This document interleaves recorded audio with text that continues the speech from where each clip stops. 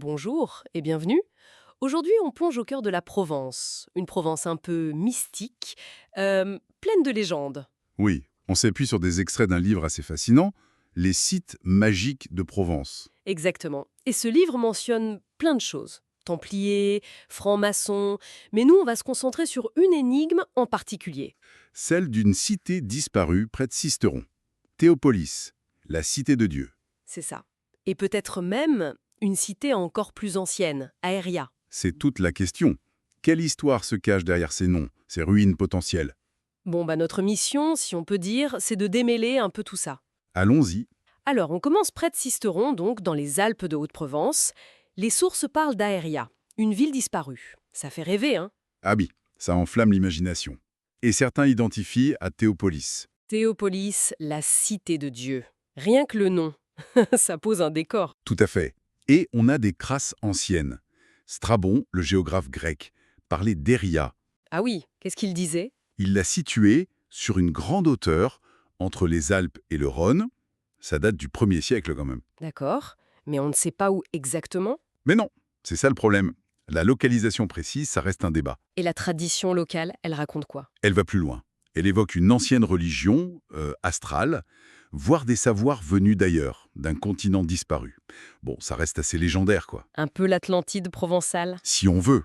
C'est ce que certaines interprétations suggèrent. Mais restons sur du concret. Le concret, c'est la pierre écrite. C'est ça, exactement.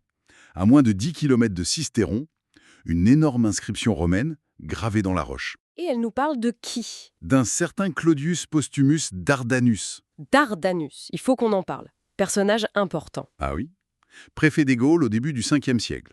Un très haut fonctionnaire romain. Et c'est lui qui est lié à Théopolis. C'est ce que dit l'inscription. Elle commémore le fait qu'il a fortifié un lieu nommé Théopolis. Fortifié, donc ça existait peut-être avant. C'est une bonne question. Et ce Dardanus, il est complexe. C'est-à-dire? Il correspondait avec saint Augustin, saint Jérôme. Jérôme le qualifiait de plus noble des chrétiens. Un homme pieux, visiblement. D'accord. Mais parce qu'il y a un mais, j'imagine. Oui. Un évêque de l'époque, Sidoine Apollinaire, le trouvait cruel et monstrueux. Ah oui, quand même. Le grand écart, pourquoi cruel? Il a fait exécuter un usurpateur, Jevin, en 412. Politique romaine, quoi. Impitoyable. Donc on a un préfet chrétien, en contact avec les pères de l'Église, mais aussi un homme de pouvoir dur. Exactement. Alors quel rôle a-t-il joué avec Théopolis? Simple fortification chrétienne ou autre chose? Et est-ce que c'était Aeria avant, le fameux temple du feu et du savoir dont parlent certaines légendes? C'est là qu'une hypothèse intéressante est soulevée dans nos sources.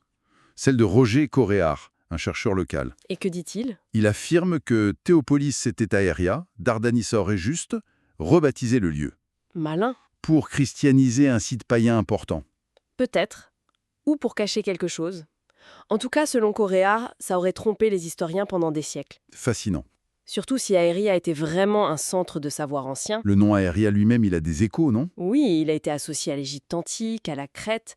Ça suggère une importance, une connaissance particulière. Et les légendes de trésors. C'est juste de l'or, des statues. Les textes insistent que non, ou pas seulement.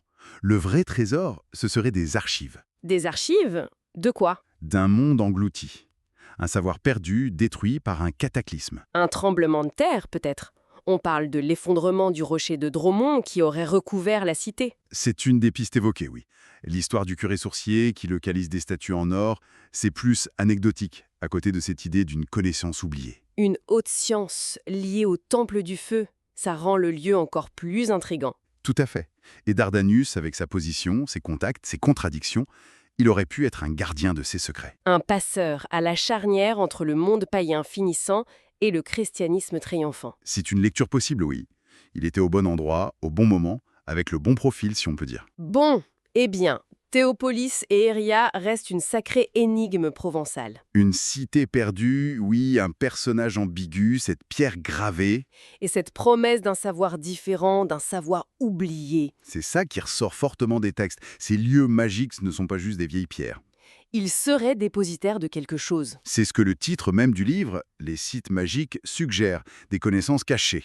Alors pour aller plus loin, on pourrait se demander si ces sites cachent vraiment des archives, un savoir d'un monde englouti, quelle serait la nature de ce savoir? Oui, et pourquoi avoir voulu le cacher? Pourquoi tant de mystères? Ça ouvre beaucoup de portes pour la réflexion. Voilà qui donne matière à penser.